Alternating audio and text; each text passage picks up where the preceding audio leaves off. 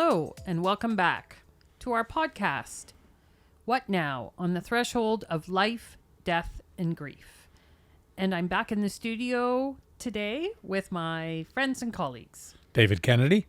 And Red Keating. And I'm Julie Brown. Nice to be with you guys again. Mm-hmm. Right. Today we wanted to talk about burden. And when we were discussing amongst the three of us what topic we wanted to do next, Red, you kind of piped up and said, here's something that I'm been thinking about and is also a theme. Yeah. It's a theme that has run through a lot of my experience, but oddly enough, just recently, I've been hearing it increasingly more.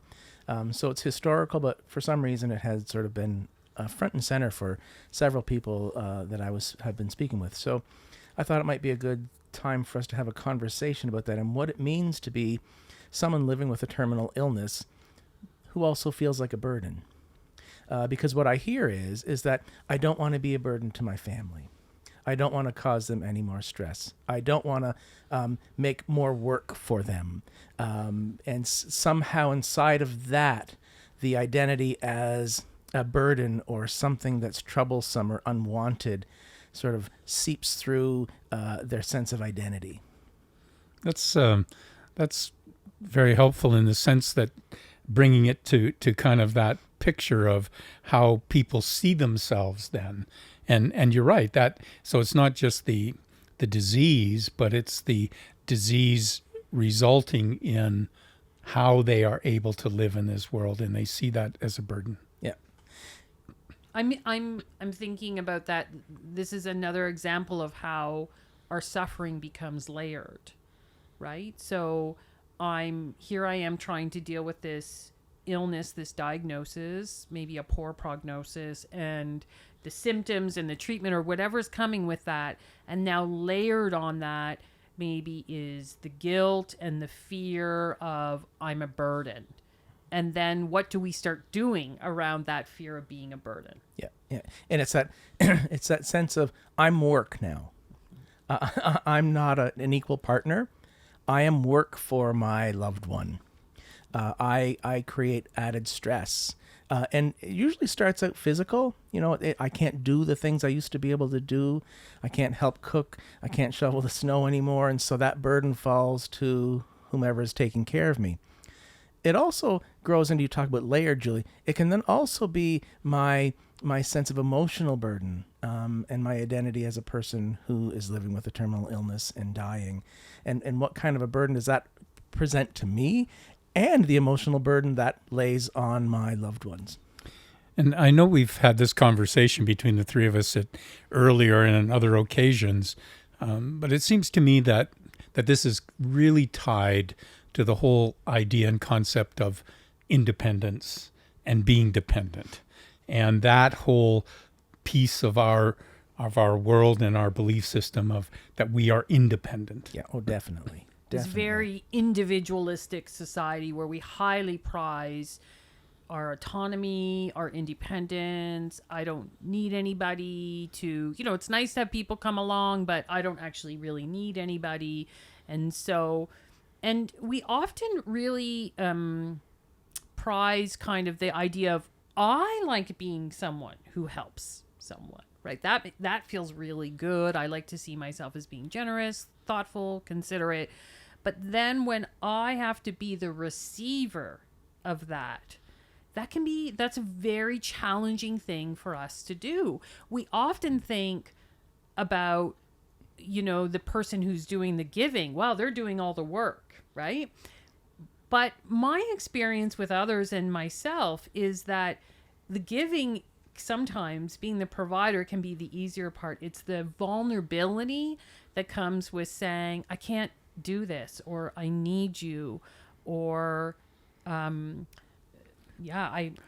can't do the things I used to do. Willingly accepting that piece that's being offered to you. Mm-hmm. Where did this independent piece, why is it such a difficult part to overcome with us? Yeah. I've had a couple of words running through my head as you two have been talking, and one of them is regression. right? A disease can make us regress back to like when we were babies. I can't eat the same food. I don't have my independence. Maybe I've lost my ability to walk on my own. Maybe I need help going to the bathroom. Maybe I can't eat the same foods that I used to, so the diet and the way things are cooked in the house and the food has to be different. And so I start to regress back to that place of, well, immaturity, what we reward people for growing out of, right? We reward babies when they walk. We reward them when they were eating solid. All of that stuff that we celebrate, and we celebrate that sense of independence. And this process can feel like a real regression of our abilities, and then of our identity. Then now I'm just like I'm a baby. Unless we were to look at it differently, and this is what I admire about, the indigenous culture spirituality piece, where life is seen as a circle, that we begin with being dependent, and we find our independence, but life is, rather than regression back, it's actually progresses back towards a dependence, which is a real community piece among us. So you're saying it's always unfolding, David, that I may be in a place where I'm dependent now, but I may be growing into a place where I am the provider of people who are dependent. Exactly. Mm-hmm. And that's not a bad thing. Mm-hmm. And it's sort of that sense of reverse. I was thinking, Julie, what you were saying there about someone who might have had an identity as a caregiver, as a supporter, as someone who does for others. I had an interesting conversation with a person recently, and I said they identified as a caregiver, as a supporter, as a person who takes care of others, and I said, why do you do that? What do you get from being someone who supports and cares and takes care of others? And they, well, I get a job, and they eventually got around to, well, it makes me feel good, right? And I said, yeah, it does. It's got to, when you do that kind of work, there has to be some kind of something that flashes back on you, and it makes you feel good. How can you embrace your vulnerability, as you said, Julie, and allow another person the gift of helping you so that they feel good, right? And so reverse that. Instead of I'm becoming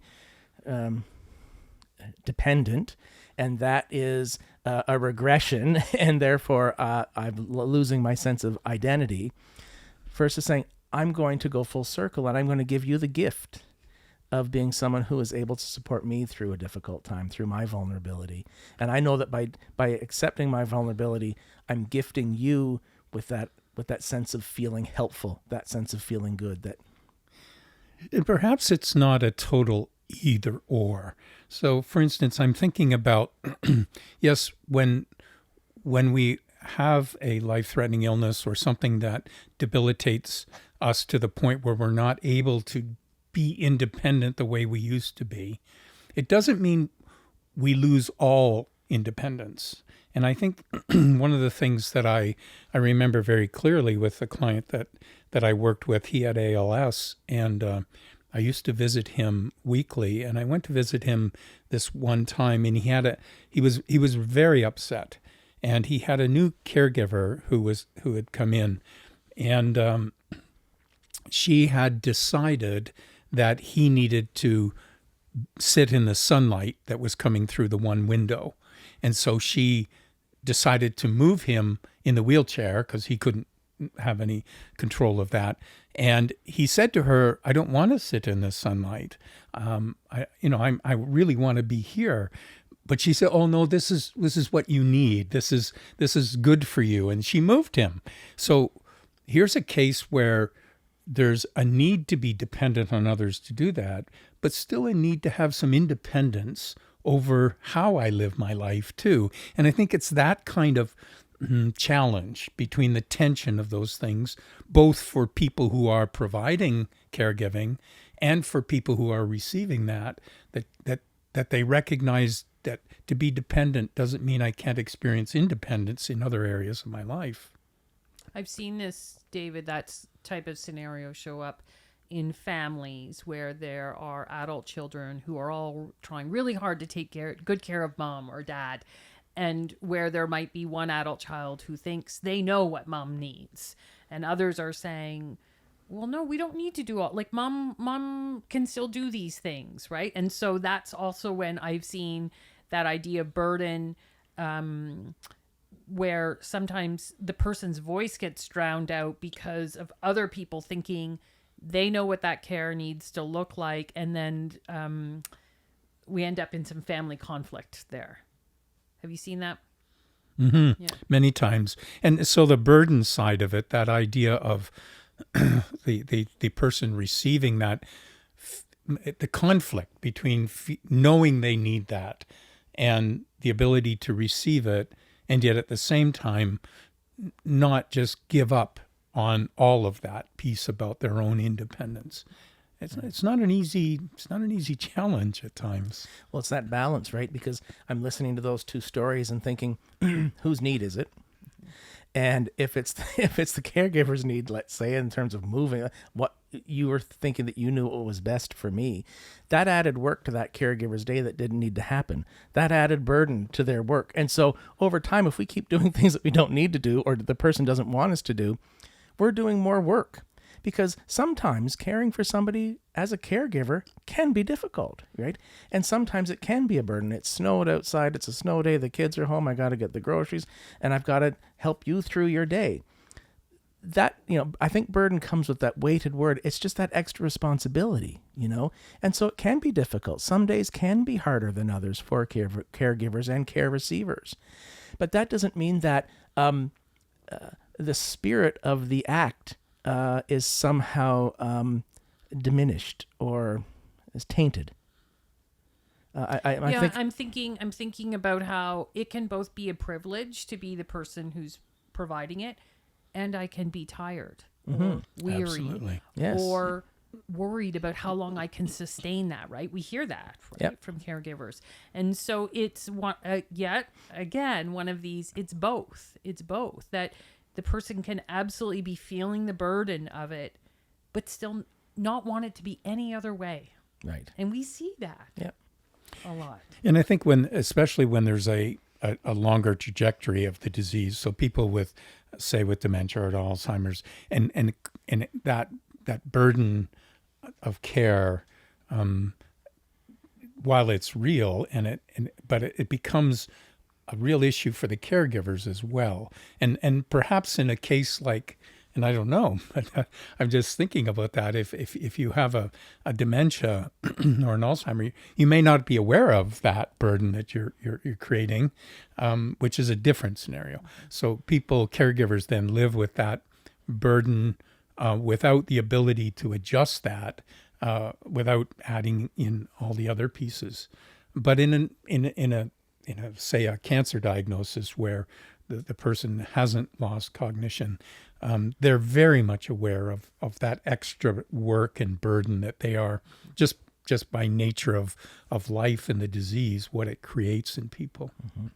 The relationship, there's many losses here that we're talking about.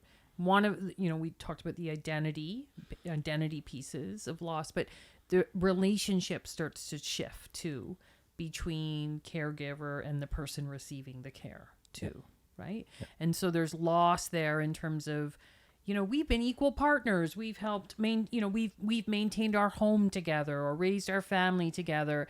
And now all of a sudden I am not your equal partner anymore. That's a loss in the relationship. Yep. And that can be partner to partner, child to parent.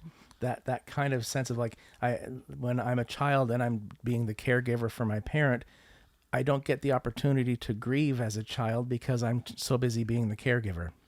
So as I anticipate the coming loss of my parent, I'm still the caregiver. And so how do I move back into being the child again so that I can grieve the loss of my parent in a way from that perspective versus being so focused on the caregiver role. And then sometimes what you see is that role is so strong and so ever present in the process that the person loses who they are because for the last year or two, they've been this caregiver for so long and the death occurs and they're lost.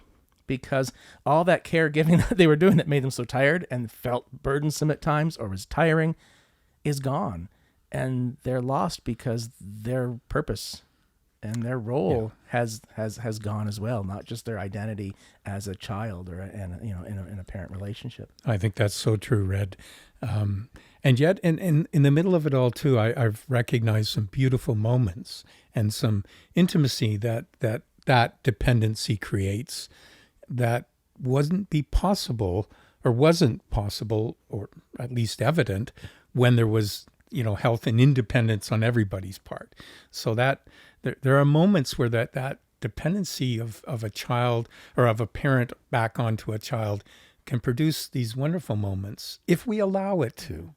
And I think that's kind of what we're acknowledging, that's a difficult thing for us sometimes to acknowledge, the welcoming of that, acceptance of that help and that support and that making up what we can no longer do the way we used to do it. And that's not an easy thing to do. When as we coming circle here back to, we've spent our whole life since early childhood trying to declare our independence. Mm-hmm. Yeah. I'm thinking if I could just give a personal anecdote. I know for myself, when I moved into the cancer journey, one of the hardest moments, after the diagnosis and the shock of all that, was this day I had where my kids had gone off to school, my husband had gone to work, and I was just going to spend the day in the house by myself. And up until that point, it had been over summer, so there was kind of people coming in and out, but now life had kind of returned to a normal schedule. And after that day, I had to say, I just can't be alone for long periods of time. I don't feel safe physically being by myself, but also emotionally, it's too hard. It's too hard just to be in my own thoughts, to be here alone. And to this day, and it kind of sounds a bit, I was shocked by how hard it was for me to say, please don't leave me alone. Please don't leave me alone, for fear of being a burden, because then what did that mean? We had to get the calendar out. We reached out to people, and of course people lined up. People were like, I'll come, I'll do this, I'll take that day off work, I'll do this, I'll do that. And people were incredibly understanding, and I didn't feel judged, but I judged myself because I just kept thinking, I'm this really strong, independent, and I'm a therapist. Why can't I handle this? And yet at the end of the day, what I had to sit back into, and David, I remember you and I having discussions about this, that I just had to accept that this is something I needed on the journey, that I couldn't do it without having people right beside me. That's what made me feel safe. That's what brought me some comfort, both physically but emotionally. But it was a very hard thing to do. And in reflection along that road, one of the things I realized is that big part of my identity was giving to others, but that being in the place of having to ask for your needs and then having to hope that people will meet them is very vulnerable, because we can be rejected, we can be judged for it, we can end up feeling more alone for it. And so it's hard to ask for what we need. And it's hard to also know, I don't actually really feel like I have a choice here. So I have to ask for it. And then I kind of have to just hope that people are going to show up, and they're going to keep showing up. I always knew people were going to show up. My greatest fear was, were they going to keep showing up month after month after month after month? Because that was the burden. That was the burden. In your mind. Yeah. People were great showing up initially. Were they going to keep showing up? Because I knew I needed it, but I was worried about can they carry that burden with me? Will I be too much? Will it be too much? And yet I don't have a choice, because I'm stuck in the process. Do you think that's something? I mean, it's obviously, just from listening to you, obviously something that has stayed with you very strongly. Do you think that it is helpful for you, for whatever comes in life, that you'll be more ready to ask for that, or recognize more readily that that community and that support and that help of others is not something that should be feared? Do you think it's made that connection with you? Yeah, I think it's on two things, David. It's a good question. It was humbling. It was humbling. And I think there's something good in humility. And it was, and it's also made me so much more attuned to that in others. And it's actually something that I ask people living with life-threatening illness a lot. I'll say to them, I came to your house today. There's no one around. What's that like for you when no one's here? And every single person has, if I ask them, are you lonely? Is it hard? Do you get scared, or is it worrisome when you are alone? I've never had anyone say no, but they're not necessarily telling their family that. And so I'm very attuned to that now because I know, I know what that felt. I had these fears that if I went to the bathroom, I'd fall down the stairs because my balance was really poor, right? That I couldn't, I had all of these complications that were going on, and just the fear that something would happen and no one would be there. But I have to be honest that the bigger component of it was emotional, not physical, of wanting people there. I just felt better when it was a safe, kind, loving person in my presence. I just felt more comforted. Even if they were doing something else in the house, it just felt better. Did you feel a burden through that? Like, I'm just wondering what made it okay for you. Oh, I absolutely felt like a burden. Yeah. So And how did you wrestle with that? How did you? Well, this won't be a surprise. I just kept talking to people about it. I mean, the people that were in my inner circle, I just kept asking them. I kept saying, I'm so scared that I'm asking for too much. I'm scared that I'm too much. And yet I don't know how to be any other way right now. It's the only way I can find myself through it. And I don't know if you remember this, David, but you and I had conversations during that time about it, because it was a fear that was with me the whole way through. Is I need this. These people are what are getting me through this. And I'm so scared that it's too much for them. And very fortunate to have an army of people, right? Because your story is reminding me of some experiences in the past where someone has, a caregiver has said to me, they don't want to feel like a burden, but they won't let me leave the house. And I've been in session with people, and their phones are going off because they were coming to the session for an hour, and their person back home is phoning them 45 minutes into the hour going, where are you? Are you coming home? When are you going to be home? And that's like, they go, see, they don't want to feel like a burden, but I can't even get away for an hour. And now they didn't have a host of people that were able to sort of fill all those gaps. And so when I'm isolated in that role, my loved one might not want to feel like a burden, but I experience the burden. Mm-hmm. And so how do you have that conversation together to say, this is a burden and it's okay? And I wish there was another word than burden, but it's the one we've got. But that sense of, I've heard that before, and I've witnessed it where it's like the person's home alone, and I've seen it where people have been home with a home care worker, and the individual is still being beckoned back home quickly because you're the only one that can take me to the bathroom, and I've got a home care worker in my house. They could help, but no, it has to be you. I don't think we practice very well in our life for these moments of welcoming help and support. And what I mean by that is I don't think we have a support system engaged around us that we have thoughtfully put together, because we kind of live as if we're never going to need it, even although we, intellectually we know we may, but we don't live that way. So what you just described, Red, was obviously where one person has the whole responsibility of all of that. And I think in Julie, I know in your circumstance, you had a number of people, but you had people, and this is the healthy part. I think we have people who we look for support in certain areas, not one person doing everything.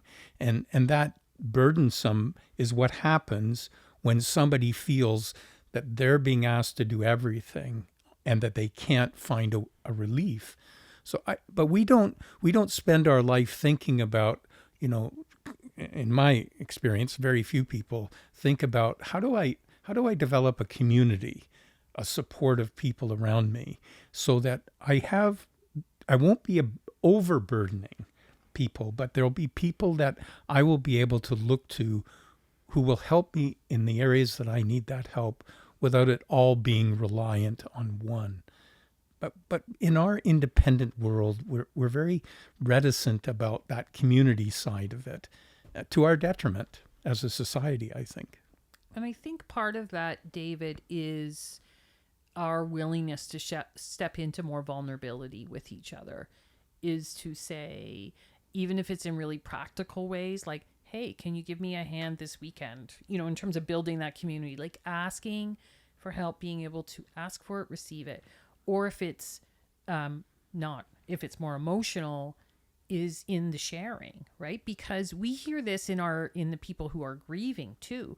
They also don't want to be a burden by sharing their hurt, their pain, right? But it is in that vulnerability, this is Brene Brown's research, is that is kind of the birthplace of connection. Like that's where, this is where really heartfelt connections happen, is when we go, so here's my humanness, right? Here's maybe the good, the bad, and the ugly about me, and I'm going to share it because I'm going to hope, I think I can trust you, and now I'm going to try it out, and I'm going to share some and hope that you can make space for that. And I think those connections are connections that are healthy. And what I mean by that is you're asking people to do what they're comfortable and good at doing normally. So asking somebody to be, an emotional listener, for instance, when they can't do that, but they'd be glad to go pick up groceries for you.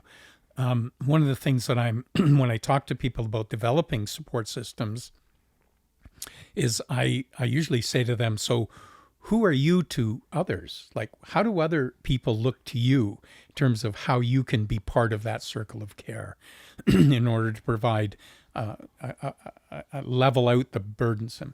And I think we all have a sense of what we like to be doing when we're asked to be involved in that community. And there's things that we're not comfortable in doing. And I think, you talked about how do people stay long-term in it. Mm-hmm. I think if they're doing what feeds them and they're comfortable with, they'll be there long-term.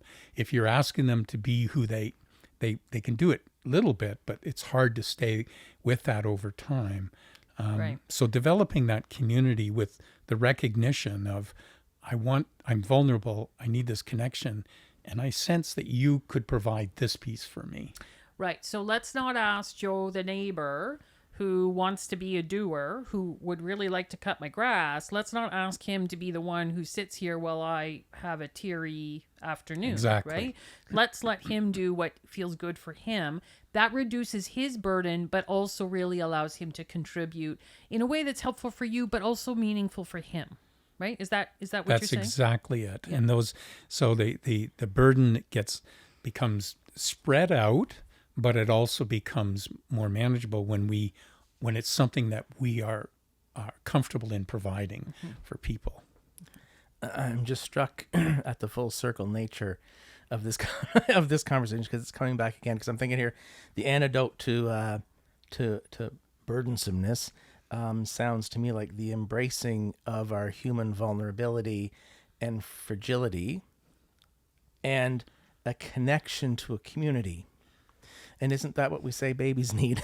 They're vulnerable. They're frail. So they're there. They've got it fully embraced because they don't know anything else. But what's easier for parents, and what makes the job of being a young new parent better and easier, is a community of people who can help.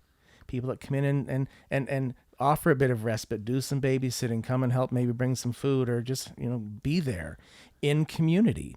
And so I think that's I was sitting here listening to both the conversation that you two were having there, and the themes were so baby. I went to full circle again. Yeah. That sense of, those are the needs. And at both ends of our life cycle, we got the bookends, right? And the needs are so similar. Why is it so hard for us to figure it out when we're adults and when we've gone from vulnerable? Why is it so difficult to understand that that's a continuation of life as opposed to a regression of health? Well, the phrase is "takes a village to raise a child." I think that we should say that it takes a village to die well too, and that idea of that support and things. Yeah. There's one other piece that I really want to put in here just to have your reactions to, because many times I have heard when I'm talking to palliative patients who are coming up to their own dying, and I've talked to them about. How are you preparing? What are you seeing happening? And often they will say things to me like, "Well, I've told my kids I don't want any service or funeral or celebration of life. I don't want anything. Just that just cremate me or something, as if that's the easiest thing." And then they say, because I don't want to be a burden on them. Or they'll say things like, "I've looked after all the arrangements because I don't want to burden my kids with those things." So sometimes we put burdens on people even after we die, because then they feel obligated to the person's wishes, which may or may not be the best case for them, right? So then we're kind of stuck in that piece of imposing burdens that are not realistic and shouldn't be imposed. Are you thinking of a specific situation? I know I'm thinking of one where the individual dying said to their adult children, like, "I don't want any service, no ritual, no nothing. I'm not comfortable with that." And so the adult children, grandchildren, were stuck in this place of there was no ritual around that. And there was no way for all the people saying, "Well, we want to come and support and acknowledge and tell stories." There was no place for that. And we're seeing more of that these days. And that really impacts them. Yeah, the situation that I was thinking of is this gentleman, and he actually suicided. But in his note, he made his adult children, he told them explicitly, "I do not want a service. Don't you ever do that." And so they felt that obligation, and they didn't do it. Well, I actually saw him 6 years later after that, and he was still struggling so badly. And what he was struggling is, in his words, he said, "I never got a closure over that." And that's not a word I like, but I understand what he was saying, that there was something missing. We needed to gather. We needed to share that grief. It wasn't his burden. It was ours that we needed to share, that community. And in the end, what we actually did, he felt so strongly, we actually did he invited family and close friends, and they did have a ritual. And it made all the difference for him. Yeah, I always, in my head, in that conversation, kind of go, a funeral, a service is not for the dead. Right. They're not there. They're not present. It is for those who are trying to say goodbye, those who are trying to come together to offer comfort and compassion and communion with others, to support us through our grief, and to put that burden. It's like, "You're the man of the house now." Well, boy, when we hear that one, we kind of go, "Ma, you can't put that on a kid." Right. Well, how can you say you can't grieve for me? You have to grieve or you can't grieve for me, or if you do, you have to grieve the way I say you do, and that's alone by yourself, because that's how I wanted to die. Well, great, that's how you wanted to die, and we gave you that, and now here's how we want to remember you. That's a huge struggle. And I would probably have conversations with the individual or their family after to say, "Well, who is the funeral for? Who is this service for? What do you need to say goodbye to your loved one? And to the loved one, do you not think that they might need some support and help?" Well, you're minimizing the relationship you had with these people, and that might not be what they want to do. And you're absolutely right, Red. And sometimes you do have to be right Yeah. confrontational with it. And I know that we're going to have a whole podcast on celebration of life, funerals, and have some guests with us to just focus on that area. So I don't want to get too much into that. However, I think and you've explained it so well too, that the burden that we can impose on people is not a fair burden. I mean, the burden that we have when we're ill and we need people to care for us while we're living, that's a legitimate experience but again, I think you're right. The trouble with the word burden is it has a very negative connotation, when in fact it's part of our need to be dependent, and that dependency in our vulnerability actually helps our connections, Right. if we're willing to allow that. The only other word I can think of is to say to embrace your interdependence. And as a result of that, sometimes you'll be the giver and sometimes you'll be the receiver, because the relationships are interdependent. A burden relationship is one has power over the other, or one has more agency over another. And that doesn't seem the right way to go into a life-threatening illness and a process of dying, to feel like a burden as opposed to feeling interdependent. I like that. I also just want to say, and maybe my people were saying this to make me feel better, but I don't think they were, that when I've had these conversations both during and after with the people that were in my inner circle, and I've asked them about that, they have told me stories about what they got out of it. And that's not to say it still wasn't a burden, right? And it's one of those both end situations, but that, there were some really meaningful, special moments. One of the people that spent a lot of time with me had lost both of her parents in just the few years before my diagnosis.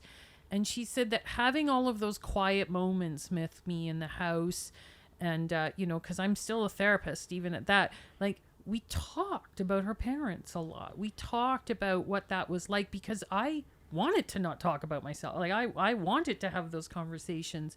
And so anytime when I reach out to her and I thank her, when I'm remembering her, she will say, it was so helpful for me. It was so meaningful for me. And I've had a few people tell me that, because in some ways, some of the other life stuff stops, right? When you walk through that door and you're a caregiver and you're there. And sometimes it helps us connect back to, well, here's some of the things that are important, right? This connection, this being right here, letting some of that busyness, maybe I had to rush from work, but now I'm here and now I'm fully here. And there are gifts in that. And I'm not trying to diminish the fact that there's still burden, but there are gifts there too.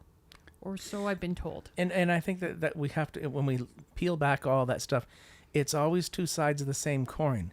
The same with that conversation I had with that other person just recently. It's like, if you allow that person to help you, then you're giving them the gift of what giving offers. And so, yes, burden, but maybe the opposite side of that coin is a gift, right? And so we have to see things in their whole, in their whole being, in their whole sense. And so we think in these dichotomies or opposites and extremes, and it's like, no, quite often the opposite is on the other side of the coin, and it's an essential component to the whole process, right? Because I'm thinking about people, and I don't know how many times I've asked this question, and the answer is always the same. Oh, they thought I was a burden. It was such a burden. And I say, so tell me something.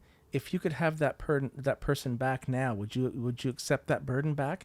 In a heartbeat, they say. Absolutely. I would take that over this anytime, right? And so, again, it's a burden, but it's a willing burden quite often.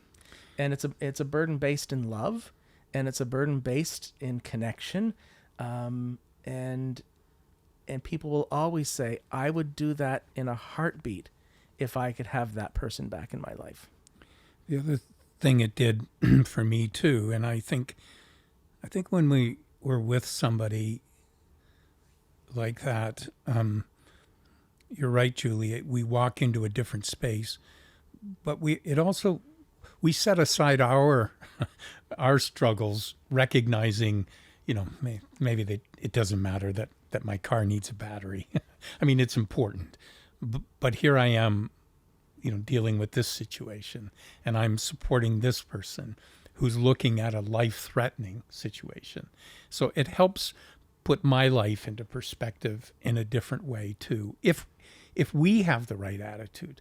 And again, I think going in as a caregiver isn't this, I'm some great savior going to fix you, or I'm here to make it all better. It's that humility has to go on both ways. I think caregiving is humbling, and receiving caregiving is humbling.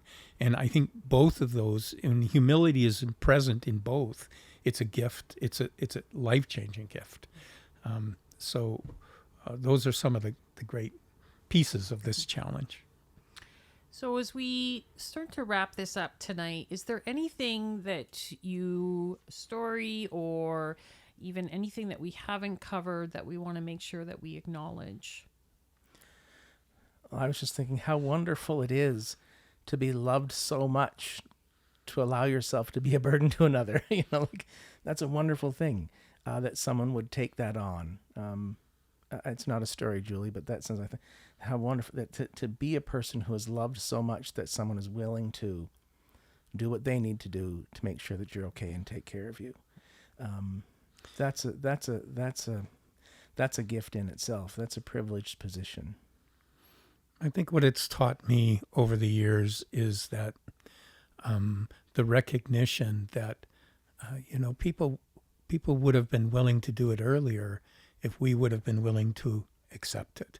And I look at my own life and recognize that sometimes our stubbornness of independence gets in the way of allowing for beautiful connections when people are willing to do things and we're struggling and we hold back because of our own issues around that.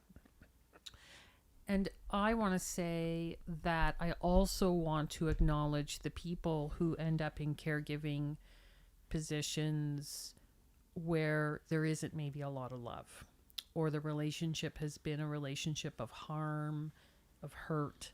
And I'm thinking of a few people that I've journeyed with through that, and they're still, they're having to dig very deep to show up as the kind of caregiver they want to be, and they are feeling that burden in a much more significant way. And I've seen that go a couple different ways.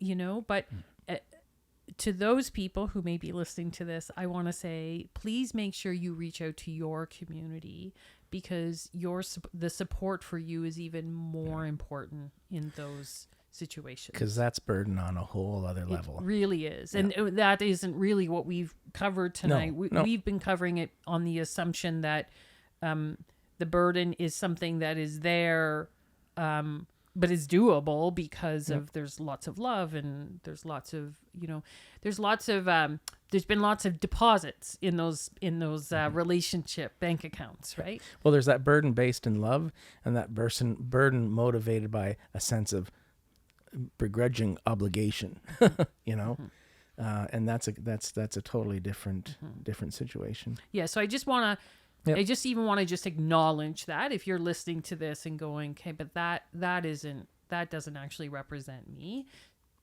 Please, but having support for you is even more important. Yeah. So thank you, guys. Thank you. Thanks. Take care.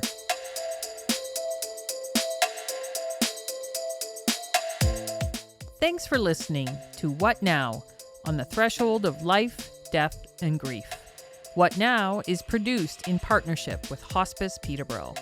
Music by Paradise Garage. Technical support provided by Sean and Jonah Heikert. What Now is recorded at Thin Spaces Studio. You can find more episodes for free on most major podcast platforms, including Spotify, CastBox, Apple Podcasts, and Overcast. If you want to support us, please follow and leave a review wherever you get your podcasts. And tell your friends. It really makes a difference.